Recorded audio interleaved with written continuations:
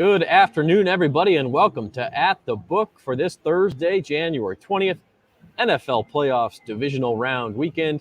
I'm Zach Ewing. That's Devin Jackson and Jim Derry. If you can read, you could already have known that. And we are brought to you by Caesars Sportsbook. As you can see behind me, I'll move my camera just a little bit. See, it's the Caesars Sportsbook here at Harrah's, New Orleans.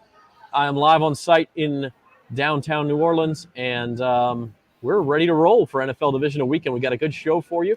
We'll talk about our divisional round picks, of course. We'll talk Jeff Duncan.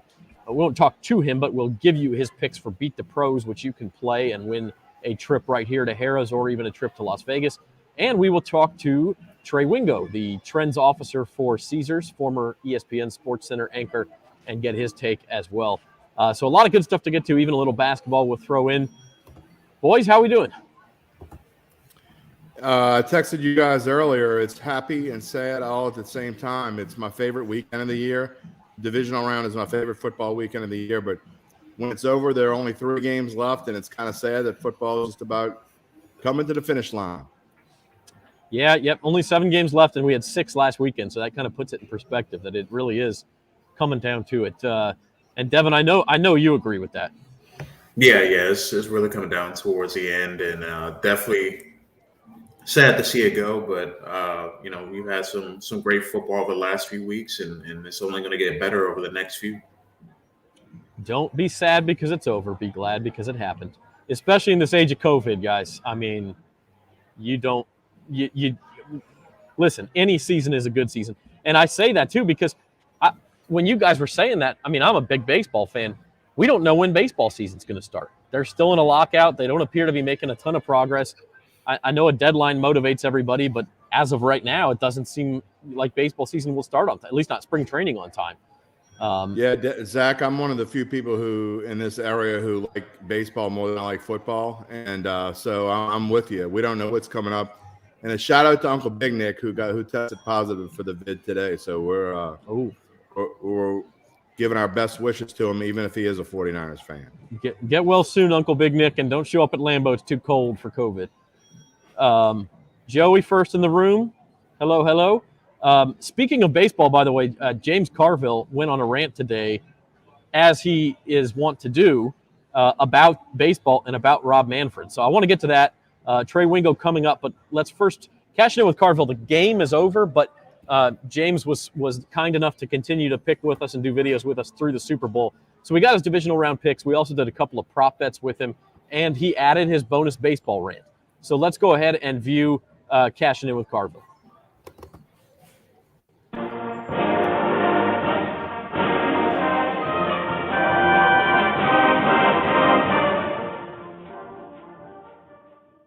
Welcome back to Cashing In with Carville, NFL Divisional Round Edition. I'm Zach Ewing along with James. And the NFL got off to a kind of a slow start in the playoffs, honestly. There was like 1 good game out of the 6. But what it gave us was a bunch of good matchups. Yeah, I mean, this feels like this is going to be a good weekend. I mean, I'm excited for it. You got 2 games Saturday. You got 2 games Sunday. I like that schedule. I like having the Monday game, although it wasn't worth a damn. That was really the problem, wasn't it? Was that all the primetime games were wipeouts. But this, in my opinion, might be the best weekend of the year for football fans because you have wall-to-wall action, and it's meaningful. But you're not to the point where you're just sitting around waiting for 1 game yet either. So let's get to it. Bengals at Titans Saturday afternoon. This is the first one. Joe Burrow and the boys got their first playoff win in 31 years last week. What do they do for an encore? It's Titans minus 3.5.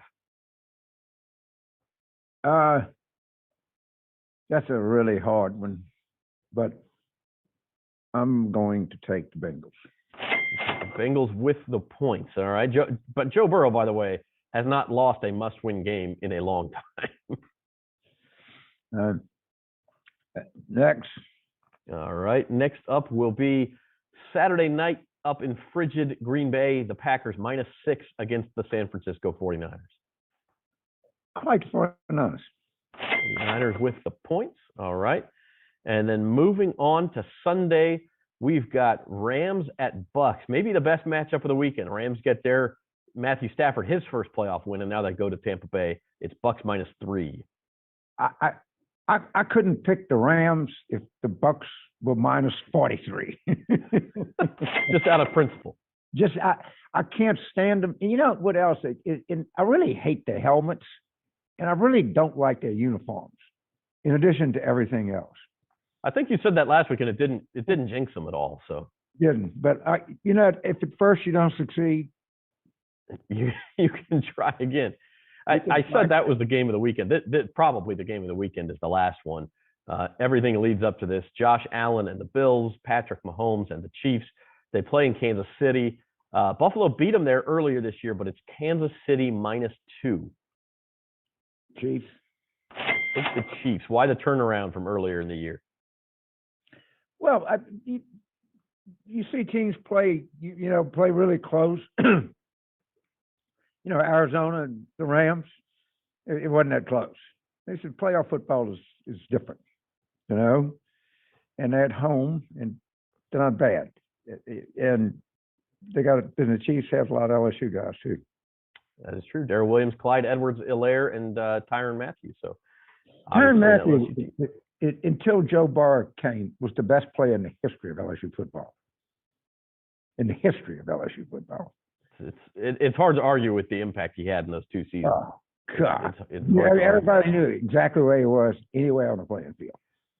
All right, before we let you go, we are going to play a couple of player props this week to fill out the cards, so to speak. The first one, speaking of great LSU players, Joe Burrow, over or under 275.5 yards passing. I think he's going to throw for 277. All right, we'll go over by a touch. And then the last one from this Bills-Chiefs game, more total yards, so combining rushing and passing between Josh Allen or Patrick Mahomes. I think the Chiefs will win the game, but I think Josh Allen will have more yards. All right, we'll go Allen on that one. And you mentioned the basketball team last night. LSU hit a little bit of a slump. Pelicans are struggling. I guess we're waiting for baseball season around here. If there is one. If baseball doesn't get this straight pretty fast, they're going to fall off the face of the earth. And I'm a big baseball fan, by the way. But there's just, in the entertainment world, there's just so many choices now. And if the public, I'm subsidizing a $500 million stadium, and these guys can't play, to hell with it. They better, Rob Manfred and Tony Clark, they better get on the stick here, because this is not going to end very pretty for them. Yeah, no, you're right about that. We got a deadline approaching, and maybe that'll motivate him. All right. Ken Rosenthal had a good piece in The Athletic. I thought it was good. The Athletic is always good. Yeah, no, I think I read the same thing, and so they better get on the ball. So we have a message for baseball. We got some football picks, and this has been Cashing In with Carville. Thank you, James. All right, man. We'll see you. We're going to kill them this week. Feeling good. All right. Let's do it. All right. All right.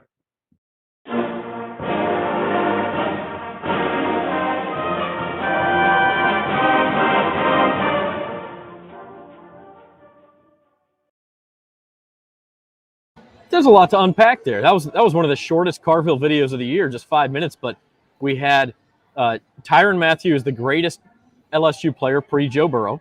We had Rob Manfred get your stuff together, which I don't think anybody would disagree with, and we had some picks. So there was a lot there. James has got a lot going on right now. I'm surprised he even talked for that long or came on at all. I mean, he's on every national network. I've seen him the last week and a half with all the politics that's going on this week. So, hey, hats off to James Carville for taking time to talk to us.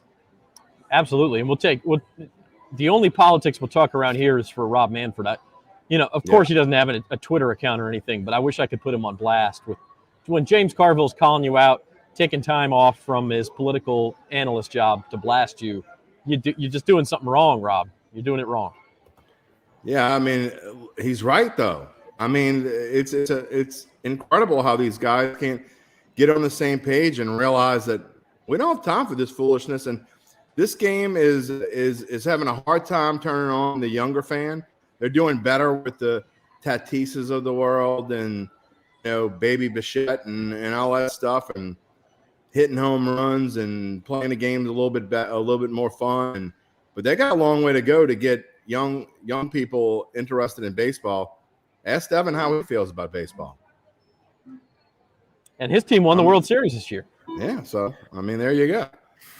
But yeah, I mean, I feel like they have to find a way to connect with the younger audience because I mean, 100%. unless you're really invested in baseball and investing in your team, there's a lot of games that are on ESPN and some of the big networks that go and watch just because people either don't know what is going on or when they're watching, there's nothing that keeps them engaged. So we'll see what happens. I heard Alex Rodriguez was trying to do a show similar to like the Mannings and trying to get a show like that working for ESPN. So we'll see. We'll see what happens with that. Get it away. Get it away. Is J-Lo going to be on it?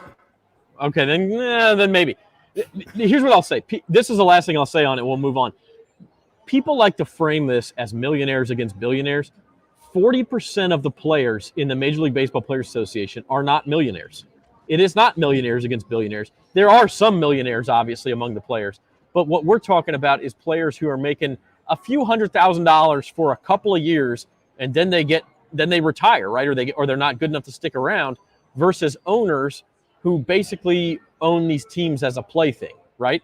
That's what we're talking about here. So I just don't see a lot of sympathy for the owners in this situation. I just don't. Can't wait to have this debate on Datitude in a month or so. Don't tell me you side with the owners in this thing. I'm more with the owners than I am with the players. But no. Okay, well, we'll debate that some other time because that's a whole show. Right now, we want to talk some NFL Divisional Round playoffs. We do have Trey Wingo in the studio, I believe, and he is here to join us, the Caesars Trends Officer, Senior Trends Officer for Caesars, Trey Wingo, and we will welcome him to the show. Trey, how are you today? Good, man. How are you? Thanks for being with us. And I just caught a little snippet of that conversation. What were we talking about there before I jumped in? Well, we're bemoaning the fact that football season's almost over, combined with the idea that baseball's on this precipice right now that we don't know when we're going to get a baseball season. Just shove baseball away. Like, go fix your problems and come back to us. Like, baseball is one of those things that, learn from your past or survive in advance, one or the other. Like, don't do this again. I get it that I think I heard Jim saying that he's siding with the owners more than the players. But at the end of the day, nobody's losing money. So figure it out. Just like we went through this so often in the 90s with baseball, right? In the 80s. And if they want to continue to be less relevant, then let them, because the baseball ownership, baseball viewership, and fanage is getting older and smaller every year. So if they just want to, sort of extinct themselves, they have no one but themselves to blame. Yeah, Trey, let me make it clear. I don't really side with either one of them. I agree with you 100%. Yeah. They're both wrong. So they need, and if they don't figure it out real soon, baseball's going to become irrelevant. Jim, you're right. Look, at the end of the day, people want the product. And if you are the reason the product is not put out there, that's on you. I mean, the NHL is finally coming back to some degree. That's right. From the year they took off. They just decided to shut it down for a year in the height of arrogance and hubris. And the sport has really never fully recovered. And if baseball goes through another long work stoppage, when nobody's sticking around to watch 162 games that sometimes go 4 hours long to begin with, we'll all move on with our lives and find something else to entertain us. There's no Sosa versus McGuire this time around. Yeah, exactly. There's nothing like that to save them. And we just came off a really cool World Series, right? Where a heavily favored team was beaten by sort of a young upstart squad in Atlanta. And if you're finding a way, you should be finding a way to capitalize on that, right? Look at all this great stuff that happened. Instead, both sides are trying, oh, look, there's a raging fire. Give me as much water as I can to douse it. It's just the height of stupidity. It's bad, and hopefully the deadline will motivate them, and the idea that they know that they're going to lose everybody if they do it again. Do they? Like, I'm not sure they know. That's the problem. I guess we'll find out. Yeah. Yeah. Well, that was not the way this was planned to start, but I'm glad we got that out of the way. Mobile betting about to go live in Louisiana. We hope as soon as next week, Trey. The buzz around Caesars is a lot, I know, and a lot of it has to do with this deal. We've got $300 when you sign up. A deposit match of up to $3,000. You can go to NOLA.com/Caesars to get that bonus. It's a lot of fun when this thing launches, isn't it? It's a blast. Look, we were out there in Arizona when it started, and it actually took off. And then they opened New York a couple of weeks ago, and they took over 1 million bets in 48 hours. Look, it's always more fun when you have a skin in the game, right? It's why fantasy football is taking off. Oh, my team sucks, or none of my quarterbacks are playing, but I can get a quarterback from another team, and that way I'm interested, And it's the same way with this. It's like playing a round of golf with your buddies, right? You start out slow, and then by the ninth hole, you're like, well, let's put a little juice in this, and suddenly everybody perks up. So that's what makes it more fun, as long as you do it within your own means and stay within your own comfort zone. As long as Trevor Simeon's not your fantasy quarterback, then you're happy, right? Boy. Or Really, Ian Book. Zach? Or Ian Book, yeah.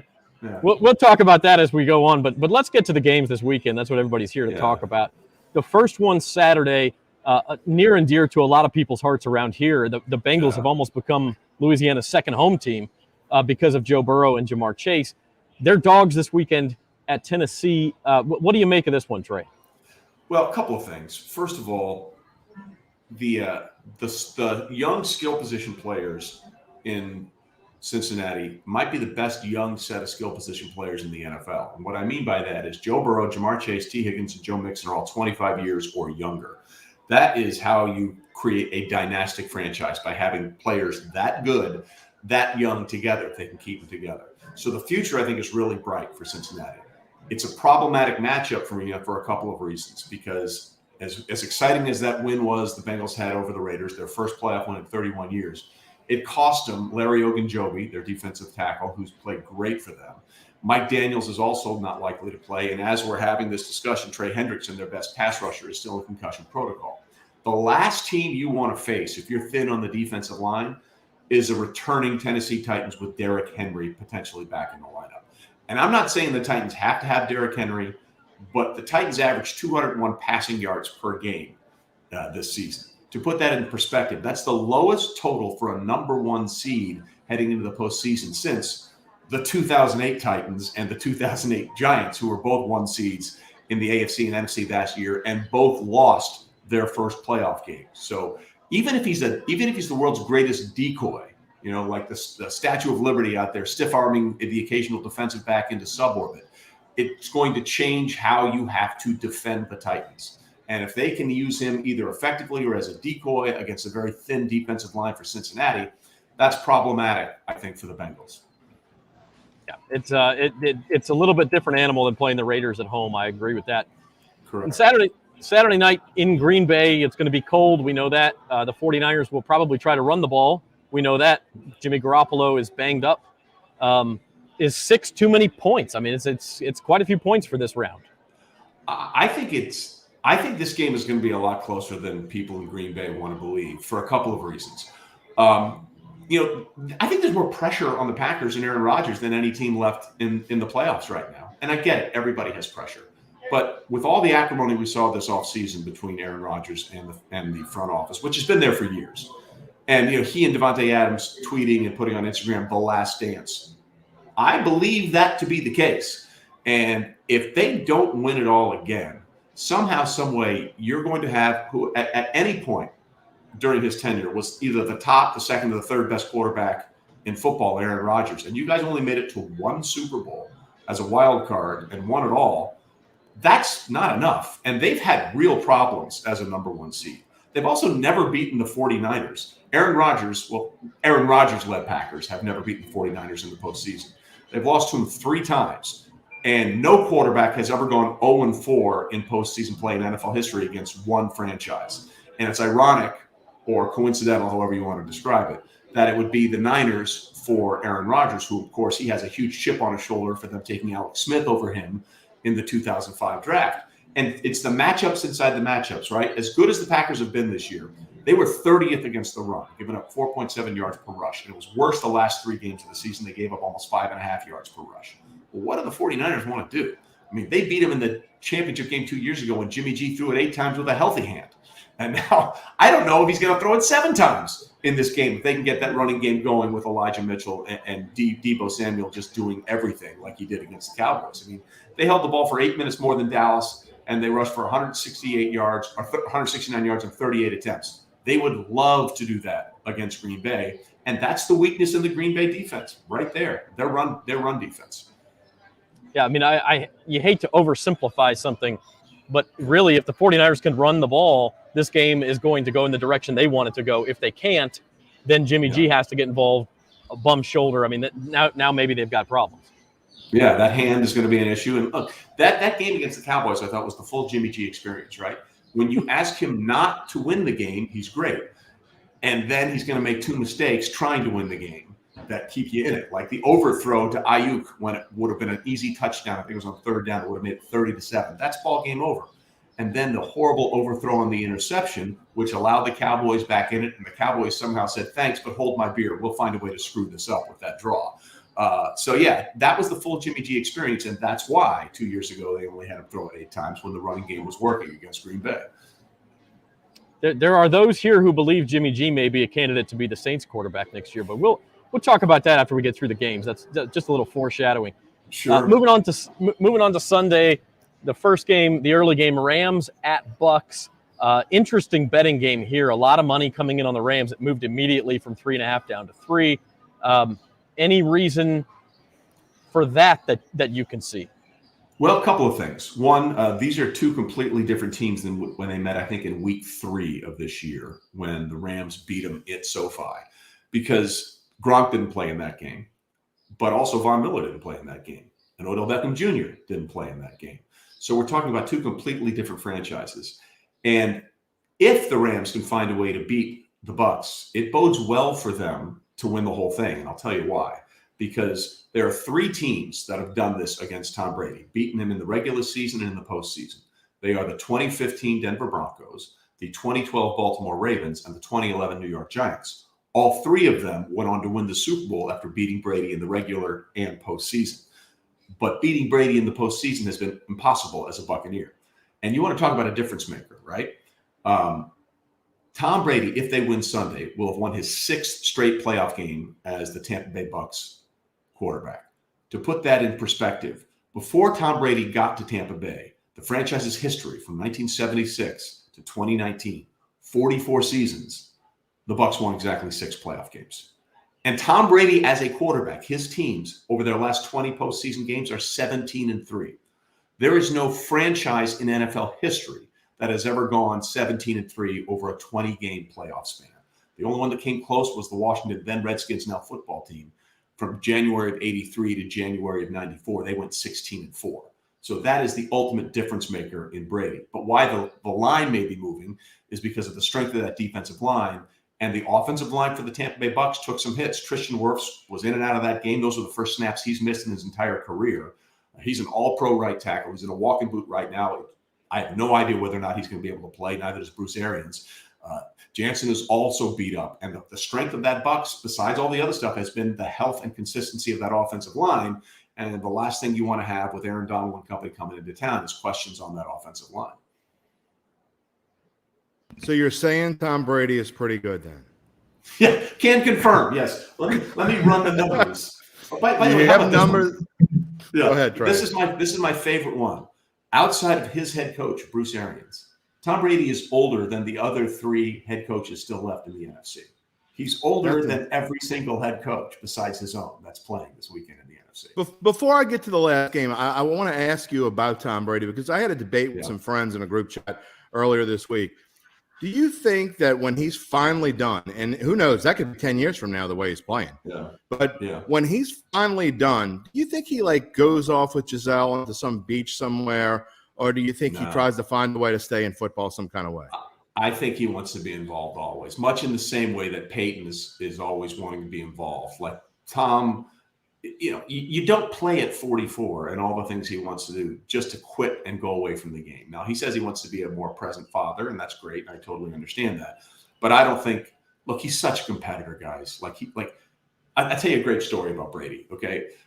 There was a time when he was with the Patriots. They were playing a basketball game. It was a charity tournament against Foxborough police and firefighters. It's a charity event, and they were down going into the 4th quarter of that basketball game. And Tom Brady got the Patriots together and said, "Are you bleeping kidding me? What are you guys bleeping doing? We're bleeping professional athletes. We're not going to lose to a bunch of bleeping firefighters and policemen." And they went out and kicked their ass in the 4th quarter. That's outstanding. he is that competitive. So I can't imagine him just saying I'm good and be lounging somewhere, in Bali. I don't believe it. Peyton and Eli are great together. But couldn't you see Peyton and Tom Brady having a show together? That would be outstanding. I think it'd be great content, and Tom's about great content. I mean, you don't look that pretty without having some idea if that's what you want to do. There's no doubt about it. All right, let's get to the last game that we have here. And maybe it's the biggest game. You talk about Chiefs and Bills in Arrowhead. Here's a line I don't understand, Trey. I get that the Bills beat up on them earlier in the year. But the Chiefs at home in the playoff game are only 2-point favorites. They haven't been lower than a 2-point favorite all year long. And I find this line just completely odd. Yeah, it's a little narrow for my taste too. Look, first of all, let's be clear. What the Buffalo Bills did against the Patriots was ridiculous. It was the first game in NFL history where every yard a team could have gotten, they got. What I mean by that is they scored 7 touchdowns. They didn't punt. They didn't kick a field goal, and they didn't turn it over on downs. Like literally every yard that was available to them, they got in that game. But I felt like that game was a cleansing of massive proportions for the city of Buffalo, its fans, and a lot of the players on that team who had to eat a lot of you-know-what from Bill Belichick over the years. And I felt like they unloaded 20 years of angst and just it all came out. They flushed the system. So I'm curious to see what happens next. And I'm glad you mentioned that about Arrowhead because for years, as you guys know, Chiefs couldn't win a home game, right? They couldn't win a home playoff game. They went almost 2 decades without winning a home playoff game. Well, since Patrick Mahomes became the starter, the Chiefs are 6-1 at Arrowhead. And the only loss in the postseason at Arrowhead with Patrick Mahomes under center was the 2018 AFC Championship game. And that's only a loss because a game-sealing late interception of Tom Brady by Daniel Sorensen was negated by Dee Ford lining up in the neutral zone. That's right. So if he doesn't line up in the neutral zone, we're talking about a Chiefs team that's already been to 3 straight Super Bowls, potentially trying to do the thing that the Buffalo Bills have gone to 4 straight Super Bowls. That defense for Kansas City is much better at home than it is on the road. And when they played the Bills earlier this year, they didn't have Melvin Ingram. They didn't have Chris Jones on the field. They didn't have Juan Thornhill starting over Daniel Sorensen. So it is a much different Chiefs defense that they'll be facing. And the Chiefs defense over its last 6 home games, including the playoff win over the Steelers, the defense hasn't given up more than 14 points because one of the Steelers' touchdowns was a fumble recovery run in by T.J. Ward. So they haven't given up more than 14 points in 6 straight home games at Arrowhead. That crowd is real. It's like this. It's like the folks at the Caesars Superdome. It is a real thing that you have to account for at Arrowhead, much like you have to account for it when you come play in New Orleans. And I think there's going to be points scored, but I think the Chiefs defense is going to play a lot better than people are expecting. Also, Trey, I think in that game that you also overlooked the fact that how well the Chiefs have played since that, rough, sluggish 6-7 game start or so. They have played like a team on fire. In Buffalo, really, they don't have a real signature win over the last half of the season. Well, the big one for them was going into Foxborough. Yeah, going into Foxborough and winning that game, which essentially sealed the division. But you're right. Look, going into the postseason, they were 5-5 against teams 500 or better. And Melvin Ingram was part of that Steelers team week 1 that went into Buffalo and was constantly in the backfield harassing Josh Allen. This game should be great, though. Like, it's the first time in NFL history of a playoff game with 2 quarterbacks coming in having thrown 5 touchdown passes in their previous postseason game. It's also the first postseason game where we've had 2 opponents come in, each having scored 40 points in their previous postseason game. Like, there's a reason this is the late game on Sunday. This is the crescendo everybody wants to see. And I think it's going to be a great game. But if you're telling me, until someone beats Patrick Mahomes in Arrowhead, I need to see it before I can believe it. What is your best bet for the weekend, Trey, speaking of crescendos? Well, that's a really good question because you could make the case for every single one of these road teams pretty strongly. If Derrick Henry plays, I feel like might be my best bet because I think a lot of times we fall in love with a team that wins on Wild Card weekend, and then we realize these number 1 seeds, are number 1 seeds for a reason. I certainly hope Nick Bosa is healthy enough to play, and he's going through the protocol as well. Because obviously that's a game changer because he can apply pressure that Aaron Rodgers probably hasn't seen really all season long because he wasn't a part of that Chiefs team that was led by Jordan Love when they harassed when they harassed Love that entire game when he was out because of COVID. So I really feel like if Derrick Henry is capable and ready to roll, that might be a problem for Cincinnati because of that thinness on the defensive line that I talked about. Yeah, I know. I like that pick. I agree with it. But before we let you go, real quick look at some Super Bowl odds. Any values on here? I mean, is this postseason? It's still pretty early in the postseason, but does it shape up real well for one team? You mentioned the Rams, if they can beat the Bucs, maybe. Yeah, listen, I know Green Bay is the prohibitive favorite, but we've seen them struggle with this number one seed before. They were the number one seed last year, had a home game against Tom Brady at Lambeau, couldn't find a way to get it done. In 2011, the year they almost went undefeated after they'd won the Super Bowl with Aaron Rodgers at quarterback in Super Bowl 45. They had the bye and they lost to the Giants and they look rusty. I'm telling you, there's more pressure on Aaron Rodgers and the Green Bay Packers, I believe, than any other team on the board right now because of what's at stake and potentially this being his last game as a Green Bay Packer if they lose. All right, Trey, we do have one question from a reader here or a viewer. Is it cold where you are? No, it is not cold in any way, shape, or form where I am. Would you like me to tell you where I am? Yeah. I'm in Maui. Yeah, I'm in Maui. So yeah, it's not cold here at all, and I am enjoying the fact that it is not cold here at all. They just canceled our kids' school for tomorrow because it's going to be like below 40 here, and people freak out. So that's. But we have. Yeah.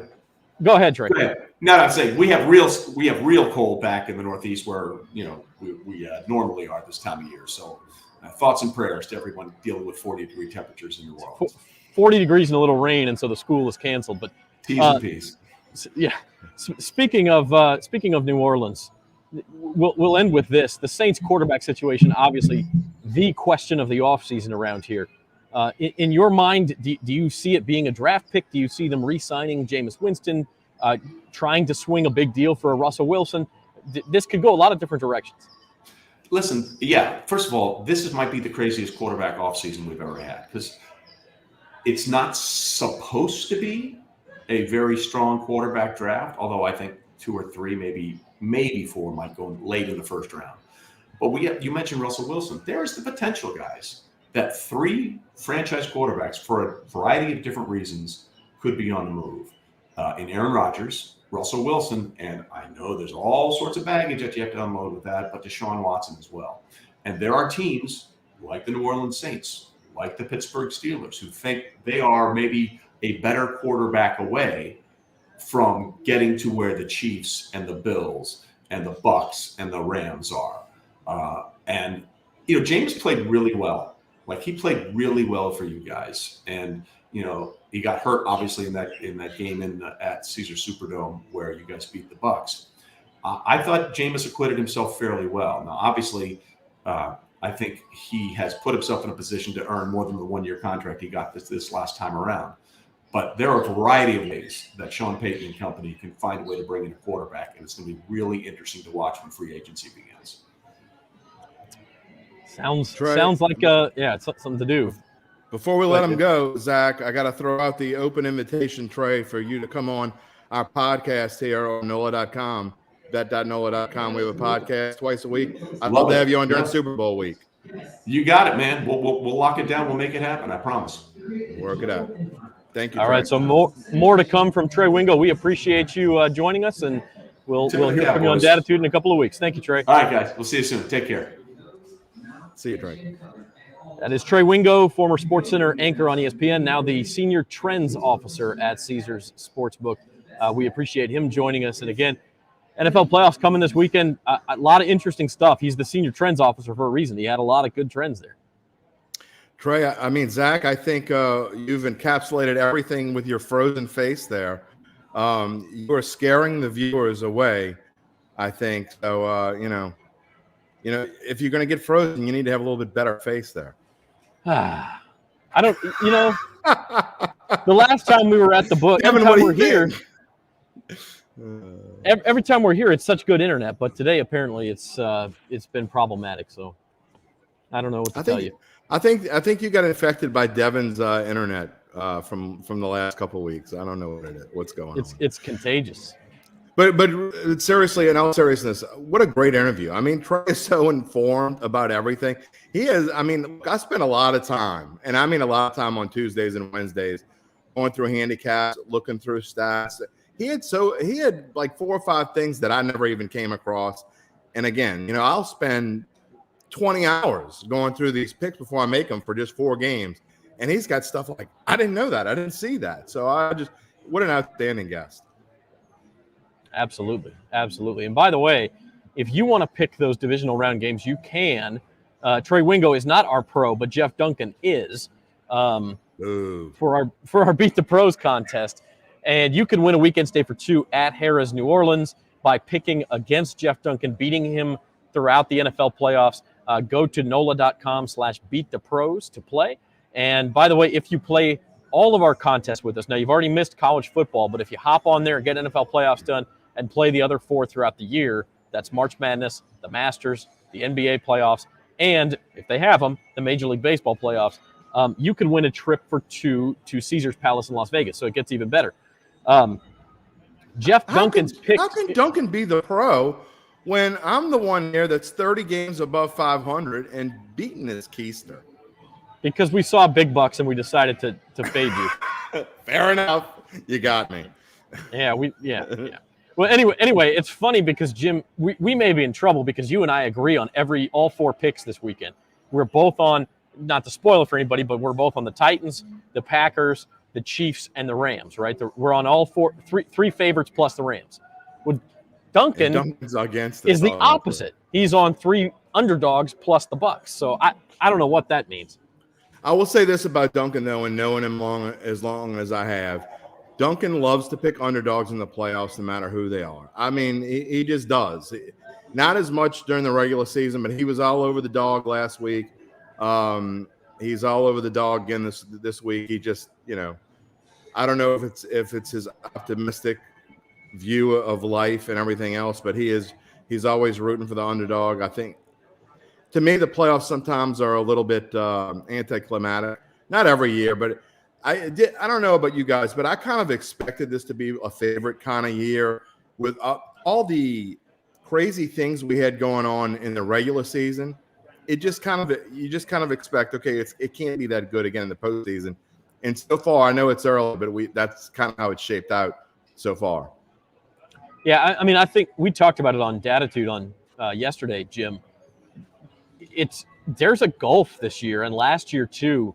The NFL, is famous for its parity, but there's a gulf between the top 6 or 7 teams and everybody else, and that's what we're seeing so far. And honestly, that's why. I mean, we'll take a look at these Super Bowl odds too, because I really kind of like the Titans at plus 850, and the reason I say that is because they've got the easiest matchup this weekend. And I'm not saying Cincinnati can't beat them, but that's the one team that sort of doesn't belong in this group of 8, in my opinion. It's not one of the top teams. And so it's almost like they have an easier path to get in the Final Four.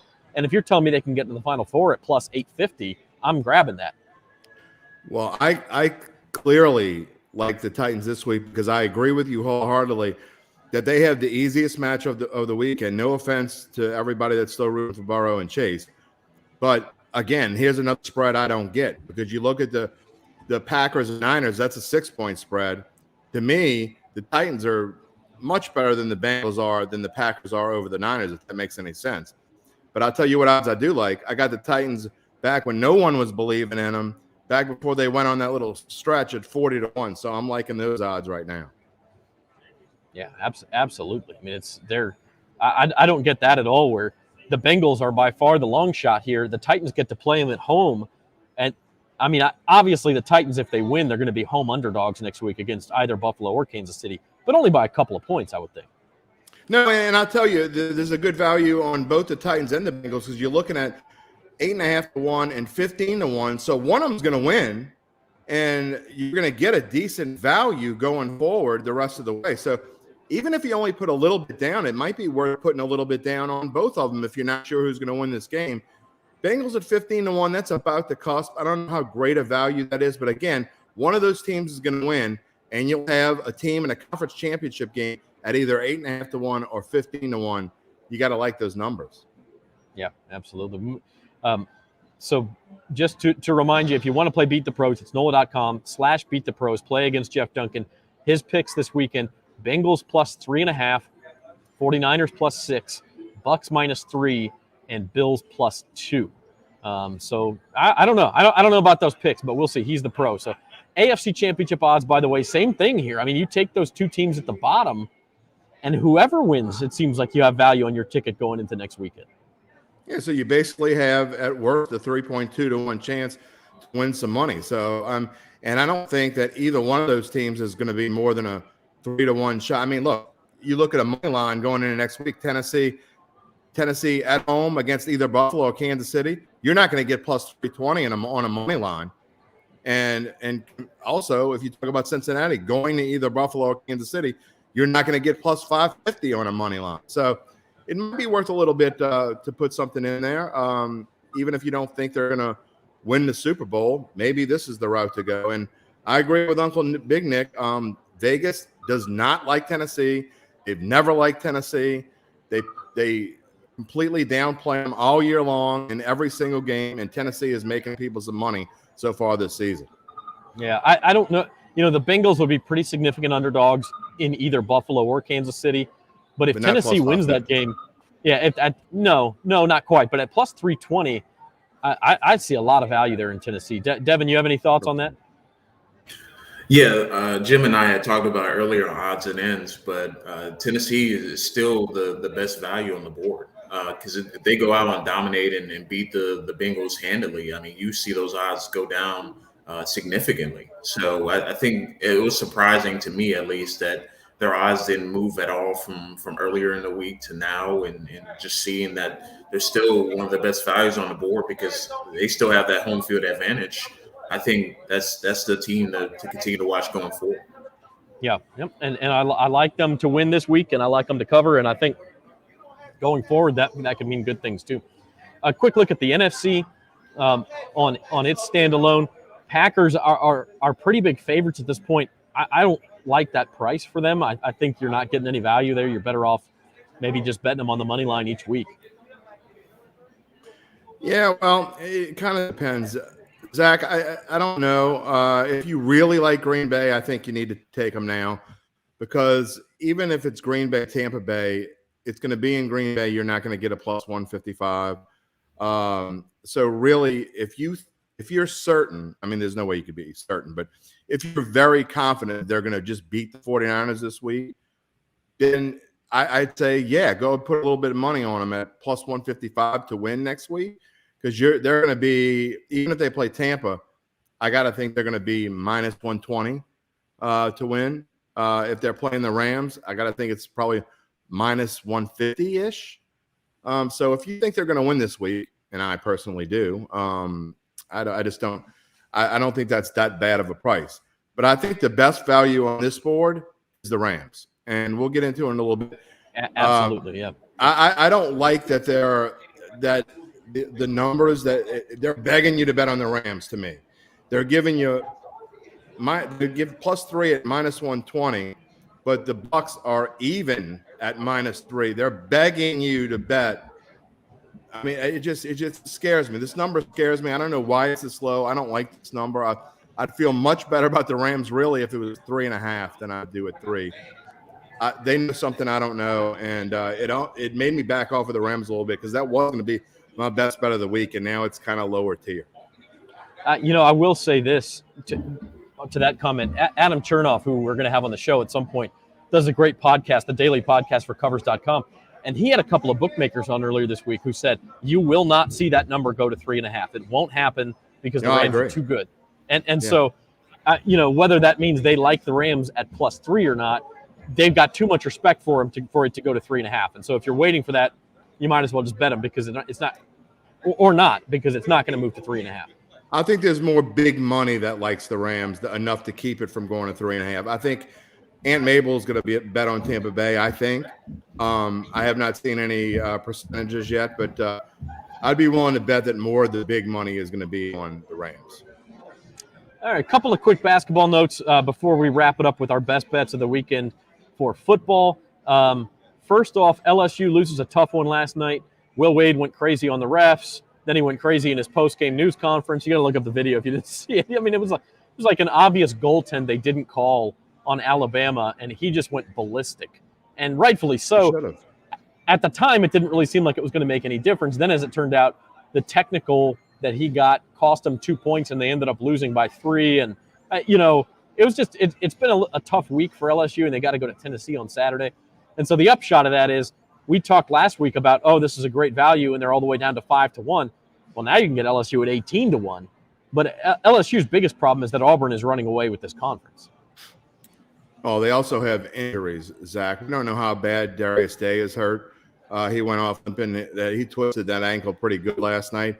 And then Xavier Pinson, you could see on the sideline that even though he's a transfer, came out of the transfer portal, he's already one of the main pieces of heart and soul on this team. Like, he's involved in everything. I love it. So we don't know where the injuries are going to lead them. Now, again, we talked about how their schedule gets a little bit easier after they get past this Tennessee game on the road this weekend.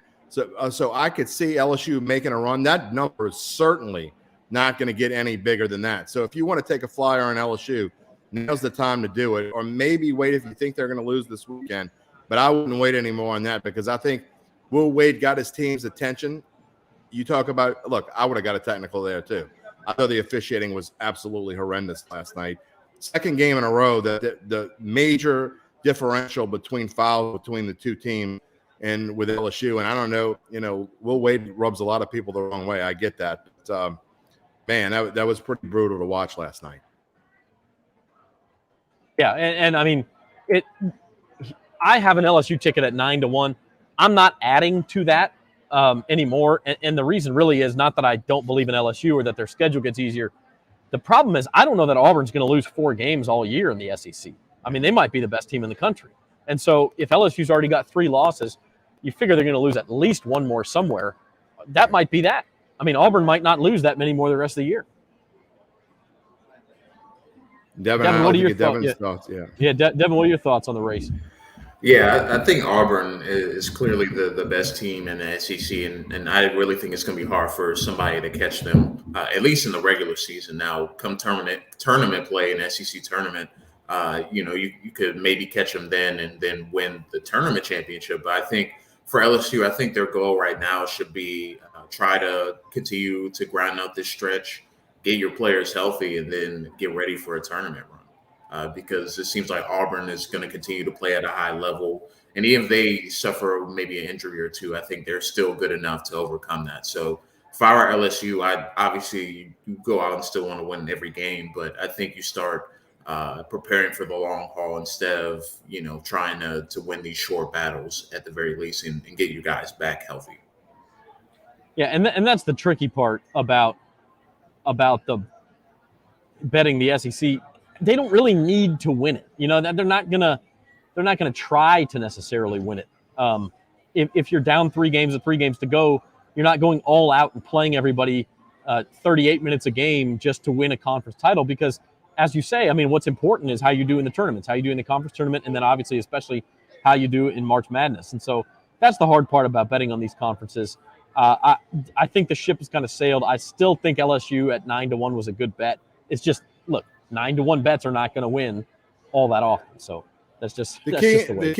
The key in the SEC, Zach, is finishing in the top 4, right? So you get that bye, the double bye base, the double bye basically. So that's what you're really playing for. I mean, and in the grand scheme of things, if you're the 3 seed or the 4 seed, I don't think it really matters all that much. I mean, yeah, you'd like to play a little bit easier game in your first, in the game that you play first. But in the grand scheme of things, you're still going to have to play Auburn or Kentucky or Texas A&M or Alabama or whatever it is. You're still going to have to play those teams at the end anyway. So I don't think seeding means all that much in a conference tournament, especially when you're talking about if there were 2 or 3 teams that were far better than everybody else, then yeah, you want to be one of those top 3 and not have to play number 1 or number 2 until the final. But when you're talking about SEC, that's obviously front loaded. Anybody from 1 through 6, to me, could win the tournament. And more important, again, is your seed in the NCAA tournament. Correct. And as of a week ago, LSU is listed at a 2 seed in most places, and I think it was CBS had them as a number 1 seed. Now they've lost a couple; they've probably fallen off of that line. But the point is, their net ranking is still in really good position. They still have all the quad 1 wins and still some more opportunities to get them, and they're in a really good spot for the tournament. It's just probably not going to mean a regular season conference title. No, they could still finish. I think they have an excellent chance to be a 3 or at worst a 4 seed, assuming they don't tank some games going forward. Yep. And you're in position to make a Final Four if you're one of those top 4 seeds. So that's right. That's all you're playing for. The other basketball of note, the hometown team, the Pelicans, plays tonight at Madison Square Garden. They're 4-point dogs. It's at 6:30 on Bally Sports New Orleans. I guess, everybody looked at this schedule this month. The Pelicans' schedule is they played some really good teams, and then they had this East Coast road trip. It's treated them rough. I don't know what you say at this point. They're just trying to tread water until if and when they can get Zion back.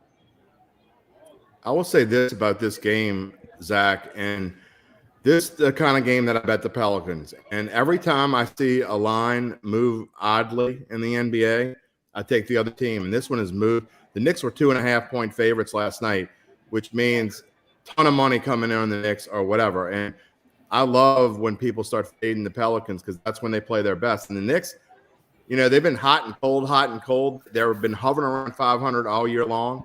They lost 2 in a row. They haven't been playing that great the last few days. I saw them get blown out by Charlotte the other day on Martin Luther King Day.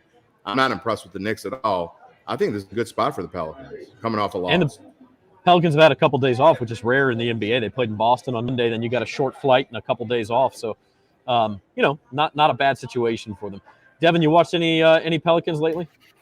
Yeah, caught a few games over the last few weeks. Obviously saw the Timberwolves game last week and saw a few games over the weekend.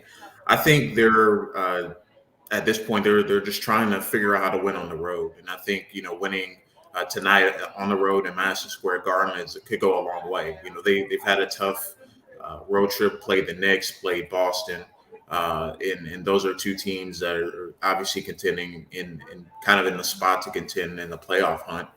You got the Knicks team that's hovering around 500, like Jim said. I think this is a good night especially for Brandon Ingram to have a big game. Wouldn't be surprised if he put on a show in Madison Square Garden and they find a way to win this one. Richard says Zion may never play again for the Pelicans. Probably a little pessimistic, but you never know. I mean, it hasn't gone well so far, so don't think that's out of the question.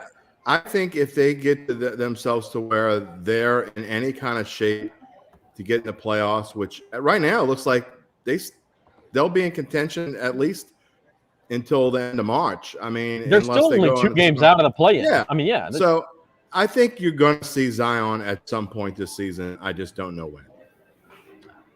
I wish I could give you a date on that, just like I wish I could give you a date on mobile betting. But we may actually be able to do that very soon, by the way. And I want to remind everybody to sign up for the Caesars Sportsbook app. $300 just for signing up and making any sort of deposit. And then they will also match your first deposit up to $3,000. And by the way, if you were like us and signed up a long time ago, they will honor that deal for you. So don't worry about that. Go to NOLA.com/Caesars. Get the best deal in the market on sportsbook signups. So I hate to put you on the spot, Zach, but I got to ask you, have we confirmed that if you've already made a deposit and then you add on and make another deposit, they will count that as part of your first deposit? I have not confirmed that specific detail. So we're still waiting on that. Although I have heard that there may be an even better deal in the works. So, we'll wait and see. We will wait and see, and hopefully that'll be the case. But either way, it's worth getting out there, and it's worth getting the Caesars Sportsbook app. So NOLA.com/Caesars. Our thanks to Trey Wingo and James Carville for coming on today on Odds and Ends. Divisional round coming up in the NFL. Let's talk our best bets before we sign off here. Devin Jackson, your best bet of the weekend is Rams +3.